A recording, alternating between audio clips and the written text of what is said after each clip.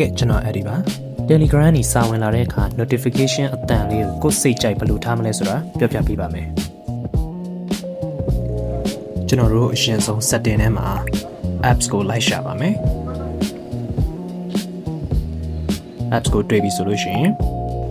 search bar မှာ Telegram လို့ရိုက်ထည့်ပြီးတော့ရှာလိုက်ပါမယ်ကျွန်တော်တို့ Telegram account အတွက် IME ဆိုတဲ့ application လေးကိုသုံးပါတယ်ဆိုတော့ကျွန်တော်တို့ notification setting နဲ့ဝင်ပါမယ် group day channel တွေအတွက်လည်းကိုကြိုက်တဲ့အတန်လေးထားလို့ရတယ်ဆိုပေမဲ့ကျွန်တော်ကprivate chat မှာလောက်ပြမှာဖြစ်တဲ့အတွက်အောင်းနာလေးတွေကိုလို့ဆွဲချမယ်ပြီးလို့ရှိရင် default တဲကိုဝင်ပါမယ်ဒါဆိုရင် sound ထဲကိုဝင်ပြီးတော့ကိုကြိုက်တဲ့အတန်လေးကိုရွှေ့ထည့်လို့ရပါပြီကို vibration မှာလိုချင်သေးတယ်ဆိုလို့ရှိရင်လည်းဒီ setting လေးကိုဖွင့်ထားပေးလို့ရပါတယ်